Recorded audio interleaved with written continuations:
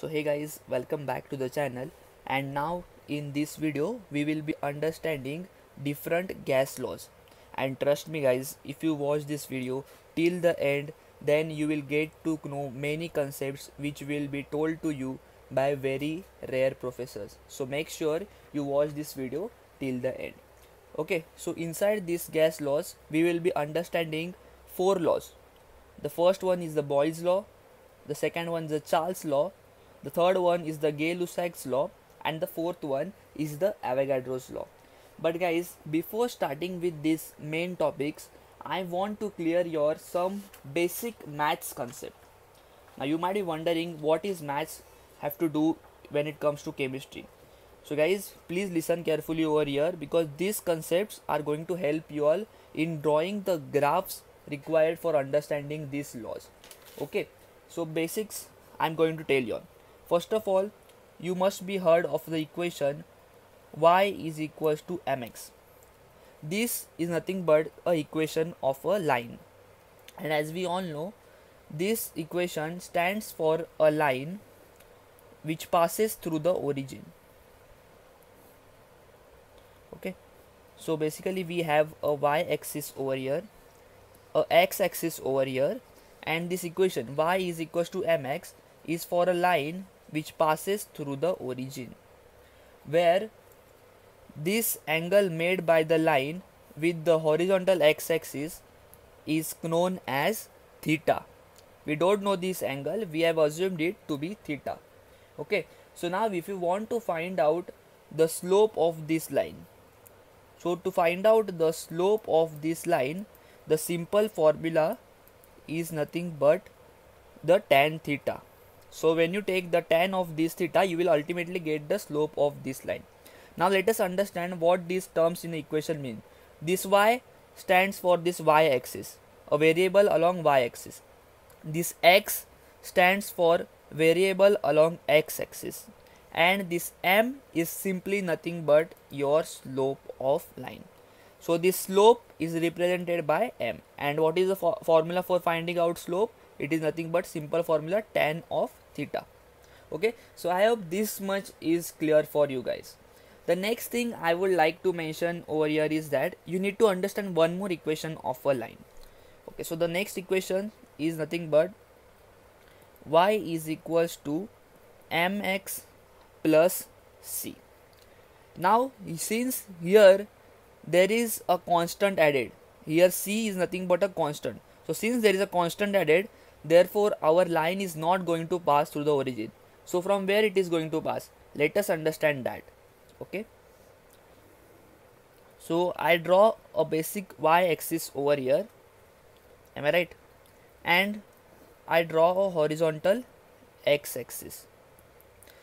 Now this line is going to pass somewhere from above, it is cutting the y-axis. Okay, so now let us understand these terms over here. This y represents nothing but the variable along y-axis, this x represents nothing but the variable along x-axis, this m is nothing but the slope of the line. Okay, so now you might be wondering how can we find out the theta to find out the slope of a line. So for that you need to draw a dotted line which is parallel to the x-axis, and this angle theta is nothing but used to find out your slope. So if you find out the tan of this angle, you will get the slope of this line which is cutting the y-axis. Okay, now what is this c? This c is nothing but the distance of the intercept made with y-axis till the distance of origin. In simple words, this c is nothing but the distance of origin till the intercept made. I hope you can pretty much see this with the help of the diagram. So I hope these small concepts are clear for you all. So now if these concepts are clear for you all, so now let us move on to our gas laws. Okay, so what are gas laws? Gas laws are nothing but that tells us the interdependence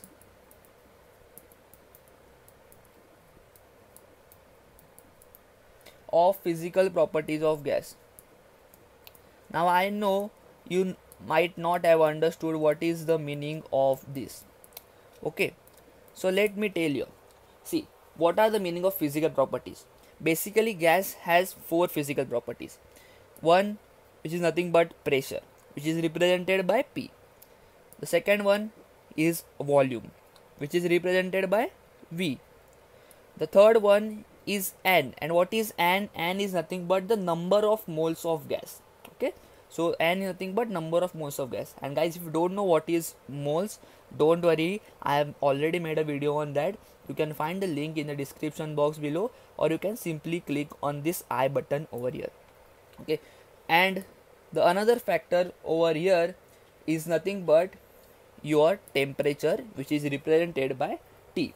So the physical properties of gas are nothing but pressure, volume, number of moles and temperature. Now what is the use of these gas laws? In each gas law, that is in each four of the gas laws, we will be keeping two of the quantities constant. That is, we will not change two quantities, and we will find out the relation between the third and the fourth quantity. In simple words, if I say I will keep pressure and volume constant, and we will find out the relation between number of moles and temperature. And in another law, I will keep volume and number of moles constant, and I will find out the relation between pressure and temperature. So in basically all the laws, we are going to do the same thing. We are going to fix the two physical properties, and we are going to find out the relation between the remaining two properties. So I hope guys this is clear for you. So let's start with the first law, that is our Boyle's law. Okay, so now what does Boyle's law tells us?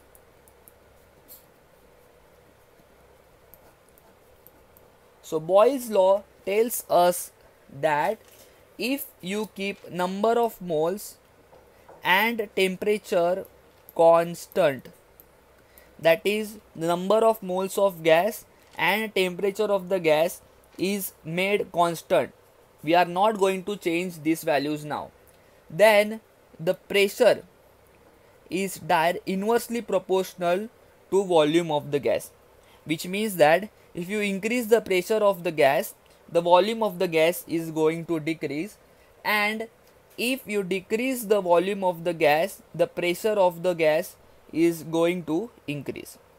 So in short, you can say that they are inversely proportional. If one is increasing, the another one is decreasing. Okay, so if pressure is increasing, volume is going to decrease. If volume is increased, then pressure is going to decrease. Now let us understand this with the help of a small experiment carried out by Robert Boyle. Okay, so what he did was that, see, he took a beaker, a simple beaker over here, and he put a piston on top. Okay, so he has put a piston on top, and inside this beaker he has taken, let's say, 6 moles of gas. So inside this beaker he has taken 6 moles of gas. Now what he does is that he increases the volume of the beaker. Now how he is going to increase the volume of the beaker? He is going to take this piston above. Okay, so when he takes this piston above, what is going to happen is that the volume of the beaker for 6 moles of gas is going to increase. So now can you see, here also there are 6 moles, here also there are 6 moles, but here the 6 moles are getting more volume. Okay, so can I say that here there is less volume and here the volume is greater? Am I right?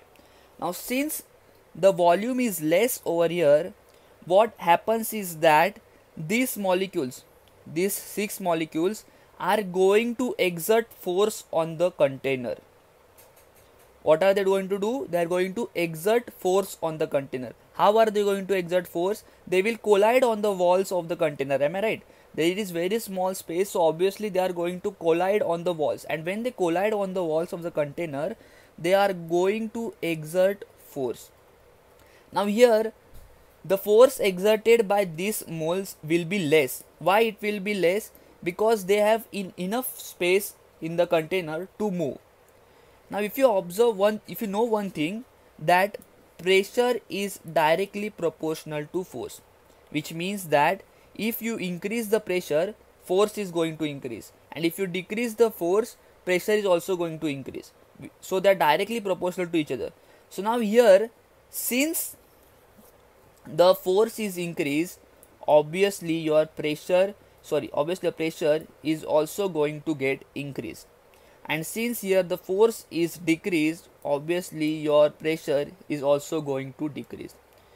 So I hope this particular experiment you have understood.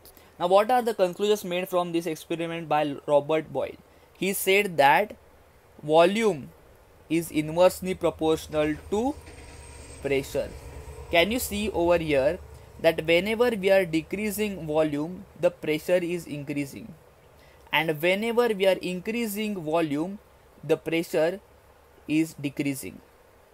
So this is what Boyle law tells us, that pressure and volume, they both are inversely proportional to each other. Okay, so now moving ahead. So now if you want to remove this proportionality sign, so whenever you have to remove this proportionality sign and you have to replace it by equal to sign, what you have to do, you have to add a constant over here.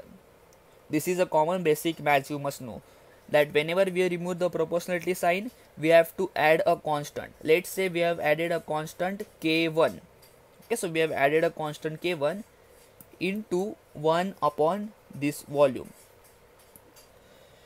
Okay, so guys, I hope this much is pretty much clear for you all. Now can I compare this with the equation y is equals to mx? See over here, I already told you all y is equals to mx. So when I compare this equation with y is equals to mx and I plot a graph, so when I plot a graph, I know one thing, that my line is going to pass through the origin. This one thing is clear for me because I am comparing with the equation y is equals to mx. So obviously my line is going to pass through the origin. Okay, and on the y axis we have pressure. So when you compare with this equation, on the y axis we get pressure, and on the x axis we have volume, that is 1 upon volume. It is not volume, it is 1 upon volume. So on the y axis you have pressure, and on the x axis you have 1 upon volume. Am I right? And this m, what is m? If you have forgotten, this m is nothing but the slope of this line. So similarly, the slope of this line is nothing but k1. So slope is equals to k1. So I hope this thing is clear for you all. And this angle made by the line with the horizontal x axis, which is our 1 upon v, is called as theta. So whenever you want to find out this value of k1, you just have to take the tan of theta and you will get the value of slope. So I hope our first graph is clear for you. Now consider this equation again.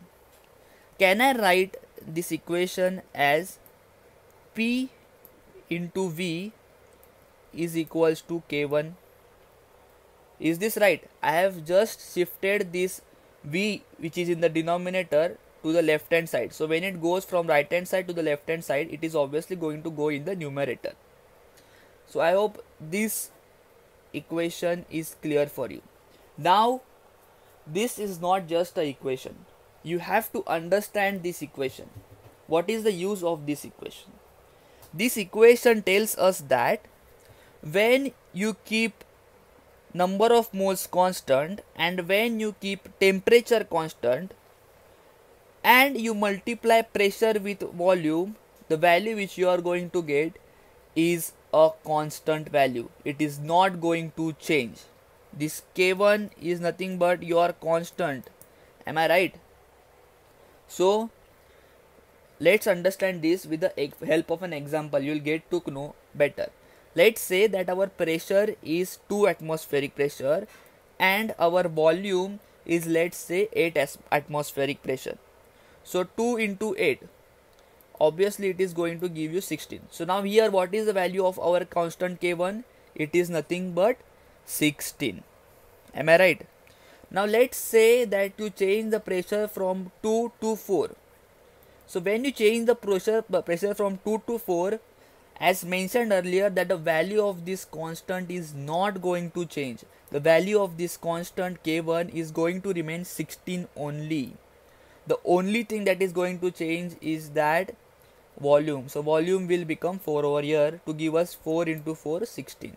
So one thing that you have observed over here is that whenever pressure changes, the volume adjusts itself to get the same value of constant. Let's understand better with the help of another example. Let's say that you have now made the pressure from 4 atmospheric pressure to 8. Okay, so you have changed the value of pressure from 4 atmospheric pressure to 8. Okay, and as we all know that the value of this constant K is going to remain same, that is 16.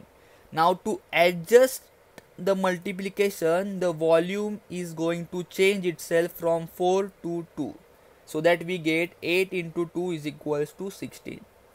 So now what I want you all to observe over here is that the value of this constant K1 remains the same.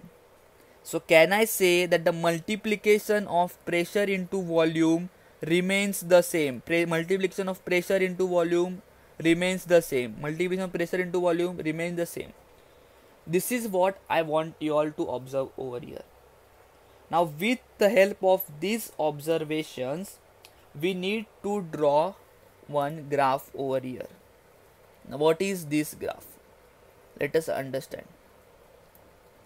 Let us say that we have multiplication of pressure into volume. Okay, so we have multiplication of pressure into volume, and as we have seen over here that the multiplication of pressure into volume, which is nothing but K1, is going to remain constant. So this value is obviously going to remain constant, that is for any pressure, for whatever pressure you take, as I have explained earlier, whether you take pressure as 2, 4, 8, for any value of pressure, the value of P into V is going to remain a constant. It is not going to change. See, the multiplication of pressure P into V is 16 here, P into V is 16 here, P into V is 16 here. Okay, now as I have done for pressure, so can I say, guys, one more observation, that is for P into V, whichever volume you change, whether you make the volume from 8, 4, 2, so whichever volume you change, the P into V multiplication is going to give us a constant value. I hope, guys, this concept is clear for you, that the multiplication of pressure into volume is always going to be a constant value. That is what I have done. The multiplication of pressure into volume is always going to be one single value. It is always going to be constant, whether you change the pressure or whether you whether you change the volume. It is always going to be same. Now can I comment one thing? Listen carefully what I am going to comment now. When we change the pressure, the volume adjusts itself to get the same constant value, and when we change the volume, the pressure is going to adjust itself to get the same value of constant. Okay, so I hope both these graphs are clear for you. So guys, if you know that we have done 3 graphs in less than 20 minutes, which is a great achievement for us. Okay, so I hope you have understood these 3 graphs. Now if you have understood these 3 graphs, let us understand another 4th graph, and this graph is very easy. Let's understand this how. for that, guys, give me 1 minute time to plot the points over here. Okay, so let's say this is my 1, this is my 2, this is my 3, 4, 5, 6, 7 and 8. Okay, and on the y-axis I plot 1, 2, 3, 4, 5, 6, 7 and 8 over here. Sorry, there is a mistake done over here. I first brought small arrows. Okay, so I hope you can understand this for me. Okay, so now when you see, let's take along y-axis we take pressure and along z-axis we take volume. Okay, now if you see, for pressure is equals to 2, so for pressure is equals to 2, your volume is nothing but 8. So for pressure is equals to 2, your volume is nothing but 8. So for pressure is equals to 2, your volume is nothing but 8. So can I plot a point over here where my pressure is nothing but 2 and volume is equals to 8. So I have just plotted this point where my pressure is 2 and volume is 8. Similarly, can I plot this point also where my both pressure is also 4 and volume is also 4. So my pressure is also 4 and here my volume is also 4. So can I plot this point 4, 4 where my pressure is 4 and volume is also 4. Okay. Similarly, guys, can I plot this point also 8 into 2 where my pressure is 8. Okay, my pressure is 8 and my volume is 2. So when I plot this graph over here, so this is my point 2, 8. Am I right? Where my pressure is 8 and my volume is 2. And now when I join all these 3 points, can you all see that you are getting a curve over here? So can I say that the curve for the graph pressure by volume, the graph is always going to be a curve, which means that, let's understand this in a better way. Whenever you plot the graph for pressure by volume, so whenever you plot the graph for pressure by volume, you are always going to get a curve over here. So I hope you have understood this fourth graph also. So let us understand all one by one. First, we plotted pressure by 1 by V graph, and we got a straight line which is passing through the origin. Secondly, we plotted the pressure into volume versus pressure graph where we got a constant value of P into V. Secondly, we plotted the pressure into volume versus volume graph where we got a constant value of P into V. And the fourth graph that we did with the help of our examples to understand it in a better way, that pressure by volume graph is always going to be a curve, which I have shown this in a better way over here. So whenever you plot pressure by volume keeping number of moles and temperature constant, you are always going to get this curve. You can see this curve in a textbook also. Okay, so I hope guys till here everything is clear for you. Okay, now can I again consider this equation P into V is equals to K1. So now when I consider this equation, let's take a fresh page. Okay, so I consider this equation P into V is equals to K1. Okay, now what I am going to do, I am going to take log on both the sides. So log of P into V is equals to log of K1.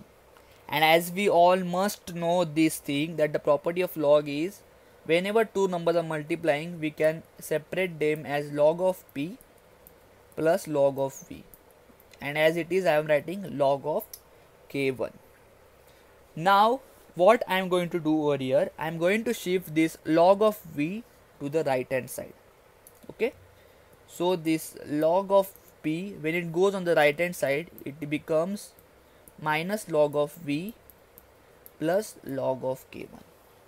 Now why I am doing this? Because I have to compare this with the equation y is equals to mx plus c.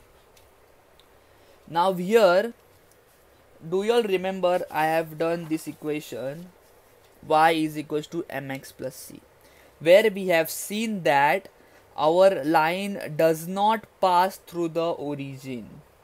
Okay, so here it is not going to pass through the origin, and it is going to cut the y-axis somewhere over here. Okay, so now let us understand this graph over here. Okay, so whenever you compare y is equals to mx plus c, I will first draw a y-axis. That is the first job we must do. Then I draw a x-axis, and as we all know that for y-axis here we have log of p.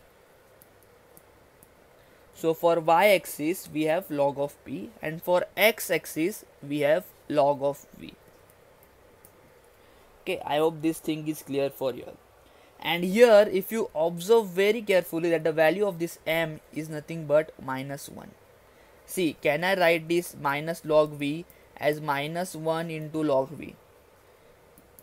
Am I right? So this is what the same thing, m is equals to minus 1 over here. So the value of m is minus 1. And what is the formula for finding out this value of m? It is nothing but tan theta. So tan theta is minus 1. So can I say that the value of theta is nothing but tan inverse of minus 1? So the value of theta, you get it as minus 45 degree. Now since the value of this theta is minus 45 degree, your line is not going to go up, your line is going to go down, because your theta is minus 45 over here. Okay, so I will just draw a line over here. So this is the line which we get. Now how we are going to show this minus 45 degree? See, we are going to draw a horizontal line which is parallel to the x-axis, which is our log v, and this angle is the 45 degree angle. So I hope this thing is pretty much clear for you all, the concept of theta. So since theta is negative, therefore our line is going to be downwards. If the theta would have been positive, it is obvious that our line would have been upwards. Okay, now moving ahead, you have understood what is the log p, log v, but what is the use of this log k1? We haven't yet used log k1 in this graph. As mentioned earlier, see, in this equation, c is nothing but the y-intercept. Similarly, this log k1 is nothing but going to be your y-intercept. So the value of this log k1 is going to be this distance from origin till this intersection. I hope guys Boyle's law is clear for you all. And in Boyle's law we have done we have first understood this basics. So we have done these two graphs, then we have done these three, so total 5, the fourth one, and then this fifth one. Okay, so in short we have done 5 graphs from chemistry and we have understood 2 graphs from maths. So guys, here we finish the Boyle's law. And I forgot to mention one point, that let's say that this pressure which we have taken as 2, we consider it to be P1, which means that rather than taking 2, we will take some another value into V1. So volume we assume it to be V1 is equals to K1. Okay, so the K1 value is fixed as we all know. So similarly, can I take this 4 to be P2? and this 4 obviously becomes your V2. So P2 into V2 is going to give you K1. Similarly, can I take this to be P3 into this V3 will obviously give me K1.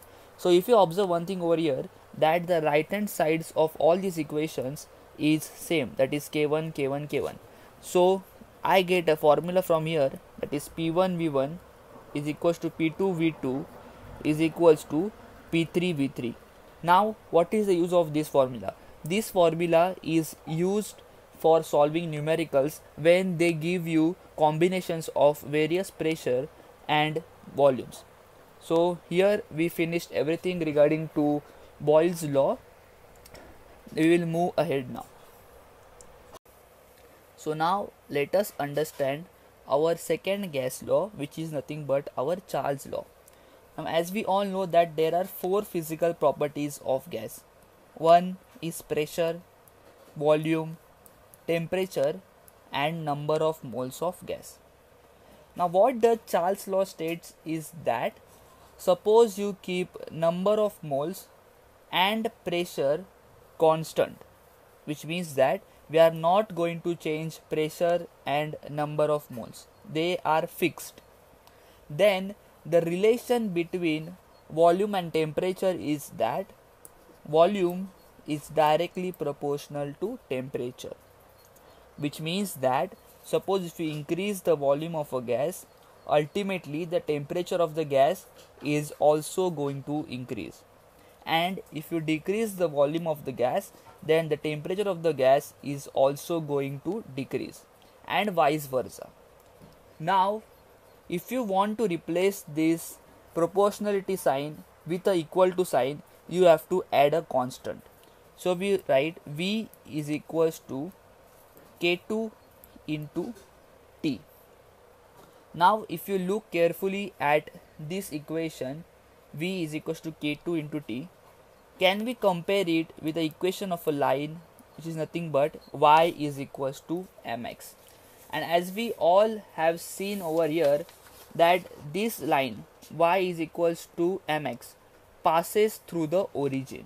So if you draw a graph for this V is equals to K2T, you are obviously going to get a line which is going to pass through the origin. So I draw a y-axis and a x-axis first. Here the variable on y-axis is nothing but volume. So I will write volume over here, and the variable on the x-axis is nothing but temperature. So I will write temperature on the x-axis. And as we all know that this equation y is equals to mx corresponds to the equation of a line which passes through the origin.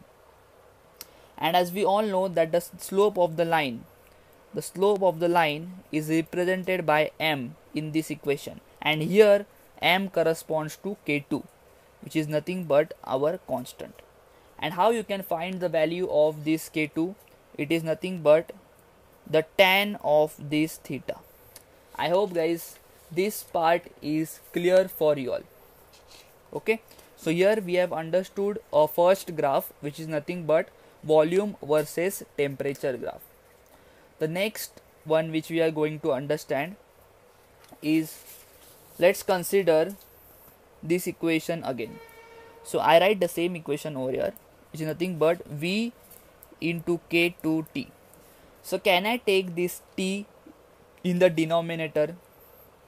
Am I right? So V upon T is going to give me K2. Now this equation we have to understand. We have to understand what is the meaning of this equation.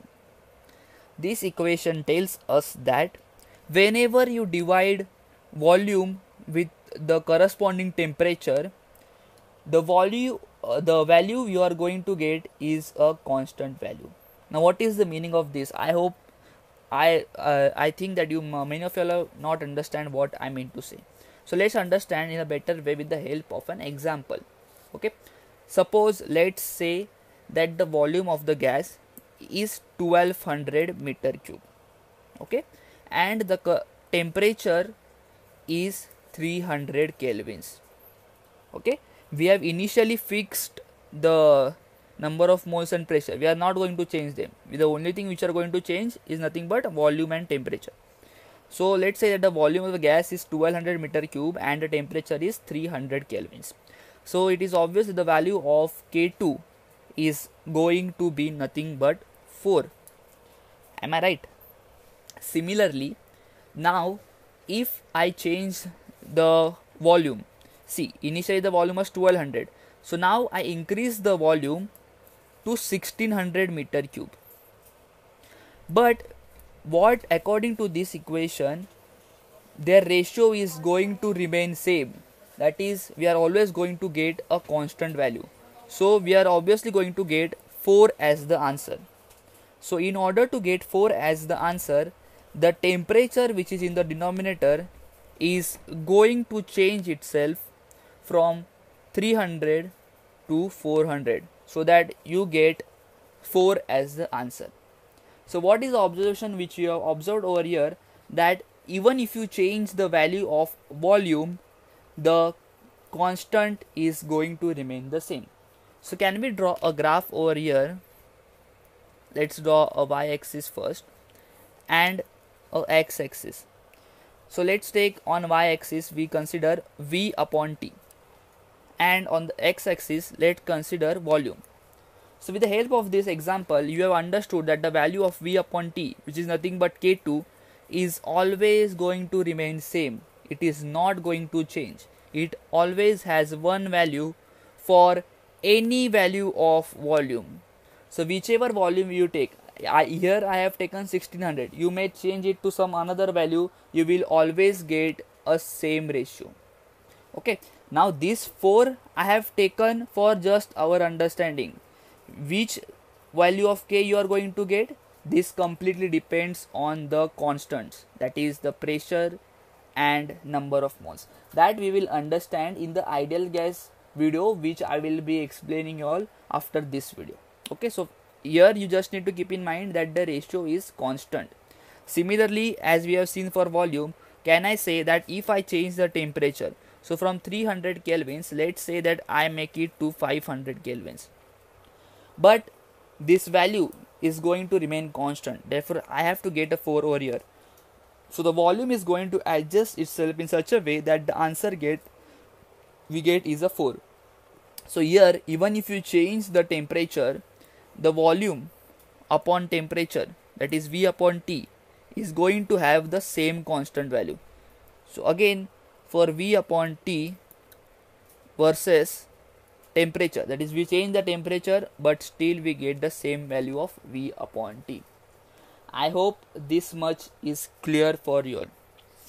Now similarly, here I have taken, let's say this is V1 and this is T1. Okay, so V1 upon T1 is going to give you obviously K2, which is our constant. Here let's take this to be V2 upon T2, which is nothing but the constant.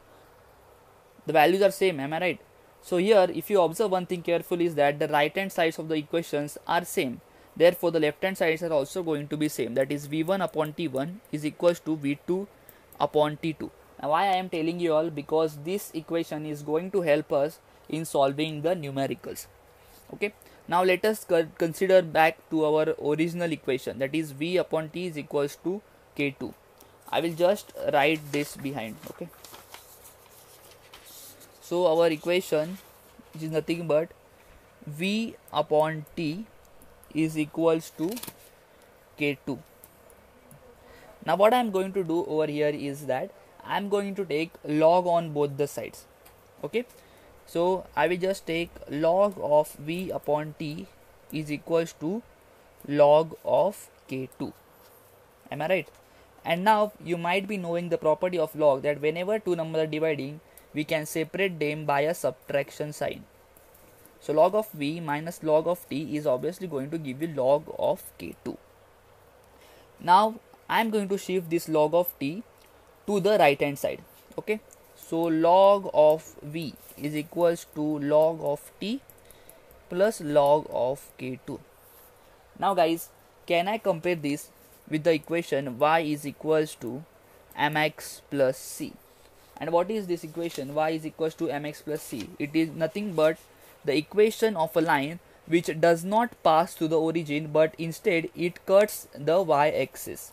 So let us understand how we are going to get the graph for this particular equation. First, simple job, you have to draw the x-axis and the y-axis. So this is my y-axis and I draw a x-axis over here. Okay, now here the variable on y-axis is nothing but log of v. Okay, so log of v is the variable on the y-axis, and the variable on the x-axis is nothing but the log of t. Can I write it as 1 into log t? It is going to be the same thing only, na? So the variable on the x-axis is nothing but your log t. So now I am going to write log t over here, and the slope of the line, that is the line which you are going to get, is obviously equals to m is equals to 1. M is nothing but the slope of this equation. So the slope of the line which we are going to get is nothing but 1. So since slope is equal, m is equals to 1, and what is the formula for m? Tan theta is equals to 1. So obviously your theta comes out to be tan inverse of 1. Therefore theta comes out to be 45 degree. Now since theta is positive, therefore you are going to get a line which is going to move in an upward direction. Okay, so you have to draw a line which is moving in the upward direction. And how we will measure this angle 45 degree? For measuring this angle 45 degree, you have to draw a dotted line which is parallel to the x-axis, and this angle is nothing but your 45 degree. And now we have understood the use of the log v from this equation. We have understood the use of the log t from this equation. But what is the use of this log k2? This log k2 is nothing but this y-intercept. That is nothing but the distance from the origin till the intersection point. Okay, I hope this much is clear for you all. Now let us understand the another use of the Charles law. Now what is the another use of the Charles law? See, in here we have seen that volume is directly proportional to temperature. Okay, now keeping this thing in mind, Charles gave one statement. Now what is that statement? It is necessary for us to understand for competitive examinations. Okay, the statement states that the volume of gas increases or decreases by 1 upon 273.15 of its volume at 0 degree Celsius for every degree rise or fall of temperature. Now I know that many of you have not understood this statement. So what I am going to do is that I am going to break this statement into two parts, because this statement is nothing but formed by merging two statements. So I am going to separate these statements for better understanding. So let us understand the first statement. Okay, see, if you increase the temperature by 1 degree Celsius, okay, so if you increase the temperature by 1 degree Celsius, it is obvious that we have seen in this video that volume is going to increase. So if you increase the temperature by 1 degree Celsius, the volume is going to increase, because volume is directly proportional to temperature. So if you increase the temperature, volume is also going to increase. But here they have specified that if you increase the temperature by 1 degree Celsius, then the volume is going to increase. And how much volume is going to increase? The volume of that gas at 0 degree Celsius divided by 273.15, which means that, I will explain again, if you increase the temperature by 1 degree Celsius, the volume is going to increase. And how much volume is going to increase? the volume of that gas at 0 degree Celsius divided by 273.15. Now, if you have not understood this statement, I will help you all to understand with the help of an example. Let's say that I have taken a gas in a container and the temperature which I have set is 0 degree Celsius. Okay, so the volume of the gas at 0 degree Celsius, which is nothing but V0, let's say it is 546.3 meter cube.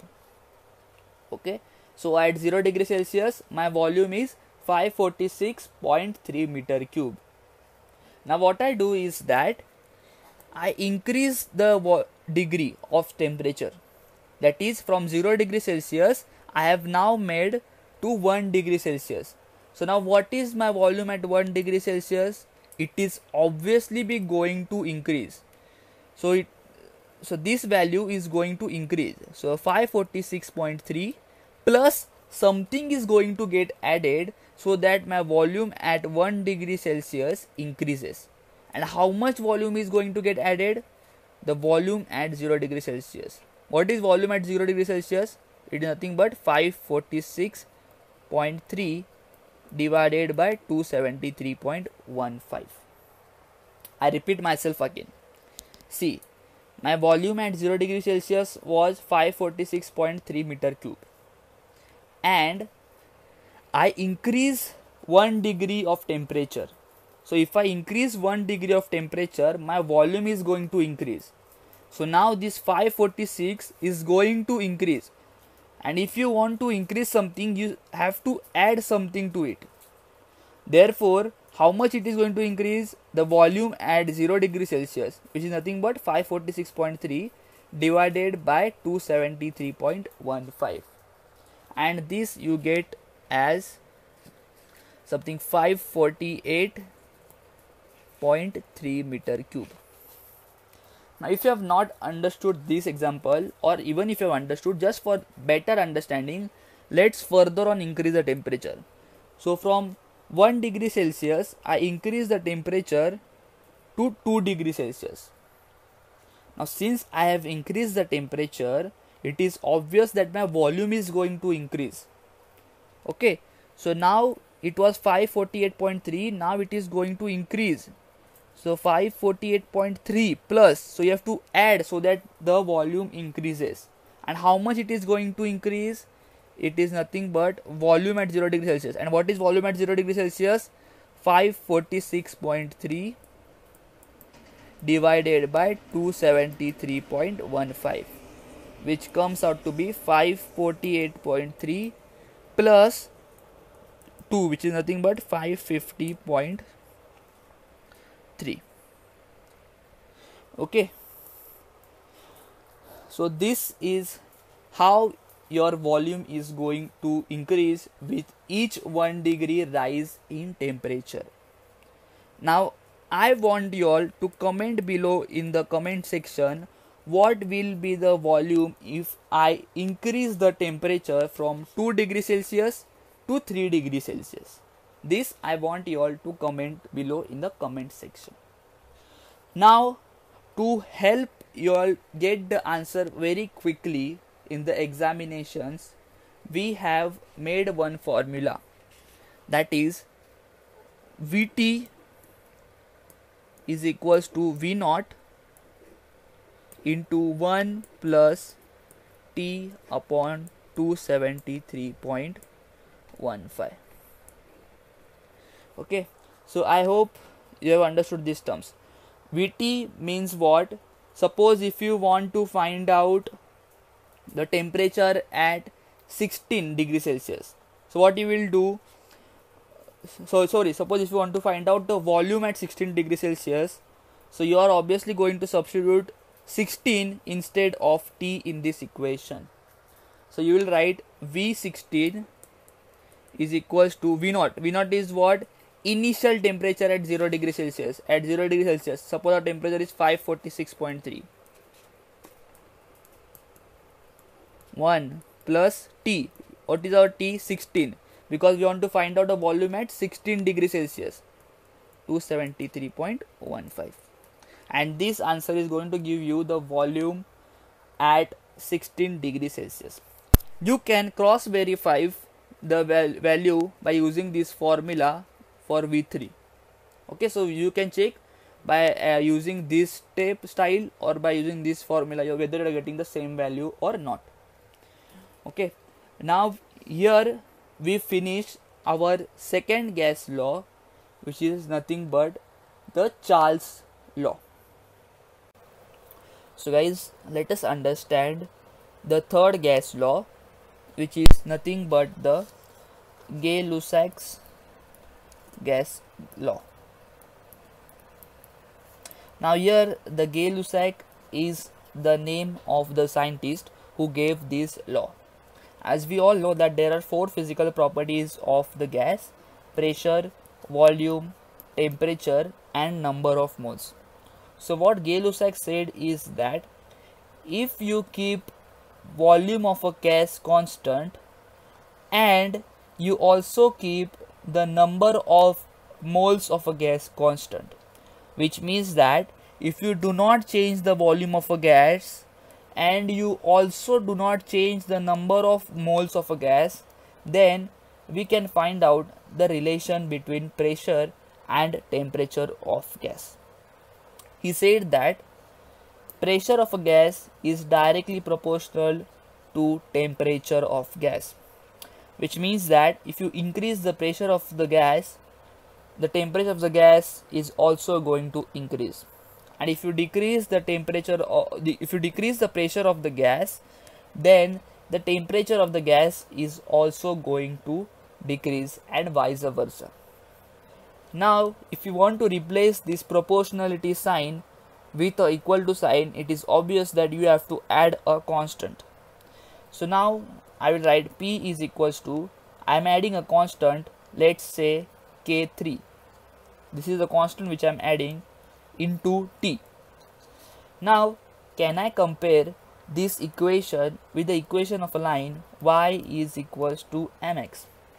And as we all have seen over here that this line y is equals to mx is a line which passes through the origin. Okay, so it is obvious that we are going to get a line which passes through the origin. So first I will draw a simple y-axis and I will draw the x-axis as well. Now here the variable on the y-axis is nothing but p. We are comparing, right? So the variable on y-axis is nothing but p, which is pressure, and the variable on the x-axis is nothing but t, which is temperature. And here the slope m is nothing but equals to K3, which is the constant which we have added. Now it is obvious that we are going to get a line which is going to pass through the origin, where the slope of this line is nothing but K3.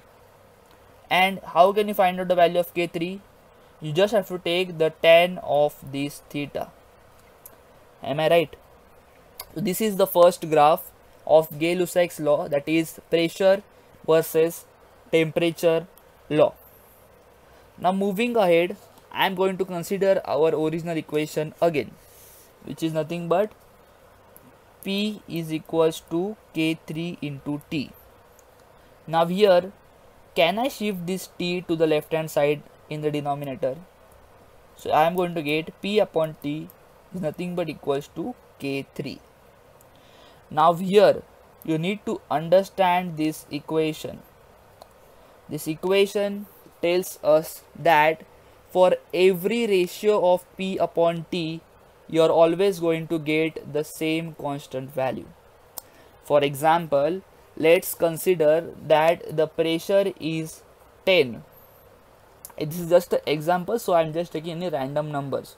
Okay, so let's say that the pressure is 10 and your temperature is 2. Okay, so your pressure is 10 and temperature is 2. So obvious that you are going to get the value of K3 as 5. Okay, so now suppose you increase the pressure.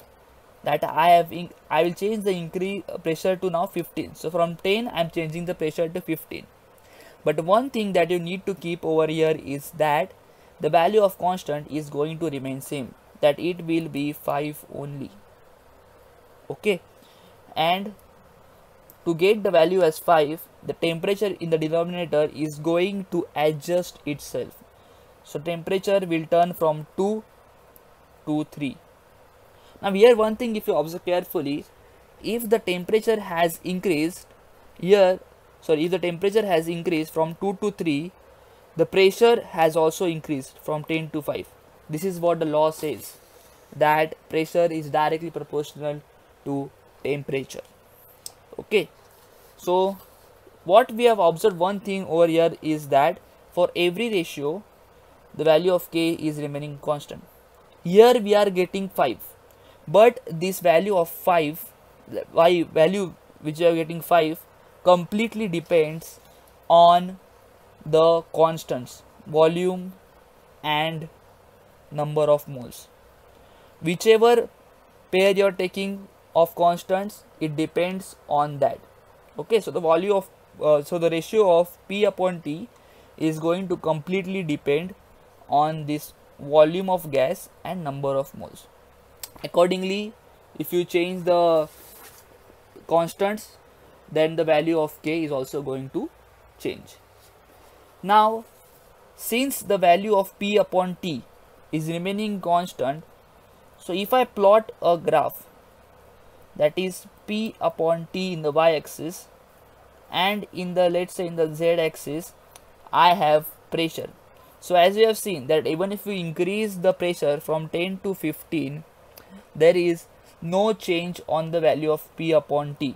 Therefore the value of P upon T is going to remain constant for any value of pressure. If you are changing pressure, then the temperature is going to adjust itself in such a way that the ratio remains the same, that the ratio is one single value. Okay, similarly for any value of temperature in the x-axis, let's say in the x-axis we take temperature, therefore P upon T is going to remain same, which means that suppose if you change the denominator, from 2 to 3, but the pressure is going to adjust itself in such a way that you are getting the ratio as same only. So the P upon T value is never going to change, and this value K completely depends on the constants. What are the constants? Volume of a gas and number of moles. Okay, so I hope this thing is clear for you all. Now I will again consider our equation P upon T is equals to K3, and now just wait a second. So I am writing this again over here, that P upon T is equals to K3. Am I right? Now I am going to take log on both the sides. So log of P upon T is equals to log of K3. Now you might be knowing the property of a log, that if two numbers are dividing, then we can separate them by subtraction, that is log of P minus log of T is nothing but equals to log of K3. Now what I am going to do over here is that I am going to shift this log of T to the right hand side. So after shifting this log of T to the right hand side, what I get is that log of P into log of T plus log of K3. Now can I compare this with the equation y is equals to mx plus c? And as we all know that this equation y is equals to mx plus c is nothing but the equation of the line, which does not pass through the origin, instead it cuts the y-axis. So let's see the graph which we are going to get. So after comparing it with y is equals to mx plus c, we are comparing this equation, guys. This is our equation. So first of all I am going to draw a y-axis over here and a x-axis over here. Okay, now the variable on the y-axis is nothing but log of P. So the variable on the y-axis is log of p. Similarly, the variable on the x-axis is nothing but log of t. Can I write it as 1 into log of t? Yes. So the variable on the x-axis is nothing but log of t. So I'm going to write log of t over here. Now the next thing is that we all know that the slope is equals to 1. So I'm going to write m is equals to 1. And what is the formula for slope? Formula for slope is nothing but tan theta. So tan theta is equals to 1. So the value of theta is going to be tan inverse of 1. So the theta comes out to be 45 degree. Now here, since the theta is positive, therefore we are going to get a line which is moving in the upward direction. Okay, and how you will find the theta over here? You have to draw a horizontal line which is parallel to the x-axis, and this is your theta, which is nothing but equals to 45 degree.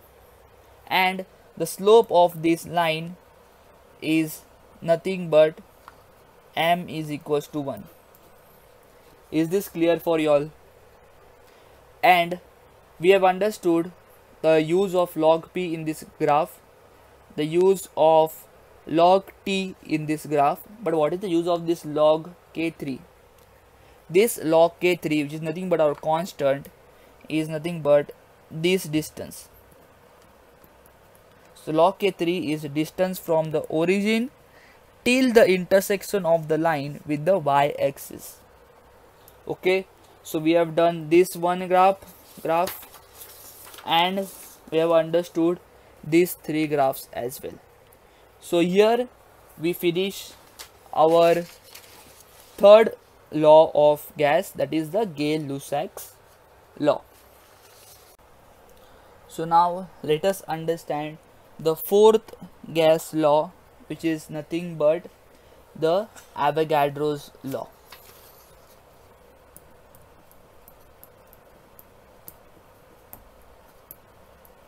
Again here, the Avogadro is the name of the scientist.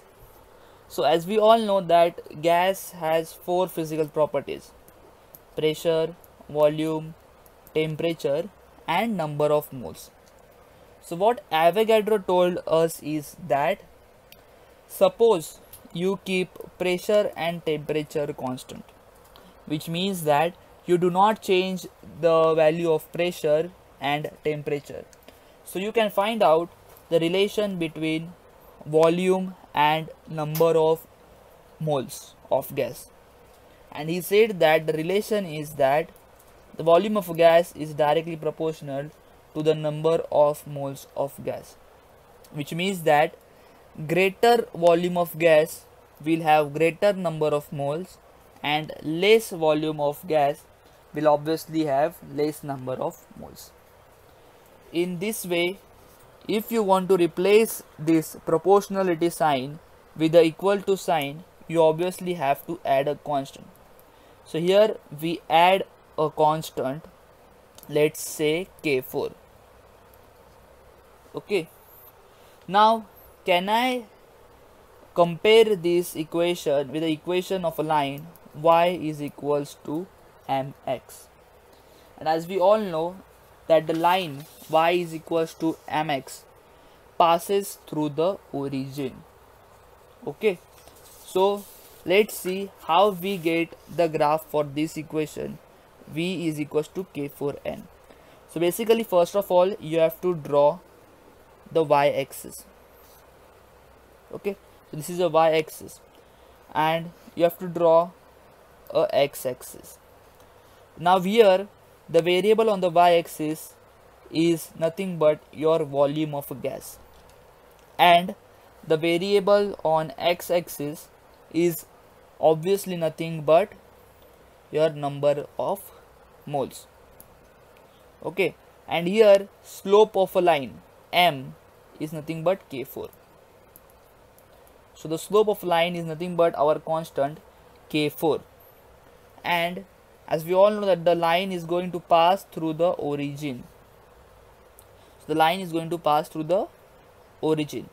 And how you can find the value of the slope? What is your slope? Slope is nothing but k4. How you can find the value of k4? By simply taking the tan theta of this.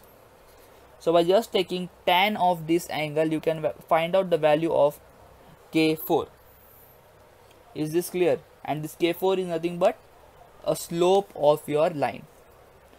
Now the next thing is that, see, I am considering this equation again. V is equals to k4n. Okay, so V is equals to k4n. Now can I take this n on the left hand side? So what I'm going to do is that I'm going to shift this n to the denominator on the left hand side. Now try to understand this equation. V upon n is equals to k4, which means that for any value of V and n, the ratio is always going to remain a constant value. For example, just for the sake of an example, let's say that the volume is 200. So the volume is 200 meter cube and the number of moles of gas are nothing but, let's say, 50. Okay, so inside 200 meter cube of volume, 50 moles of gas are present.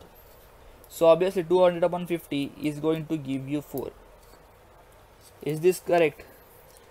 Now what I am going to do is that I will increase the volume from 200 to 240.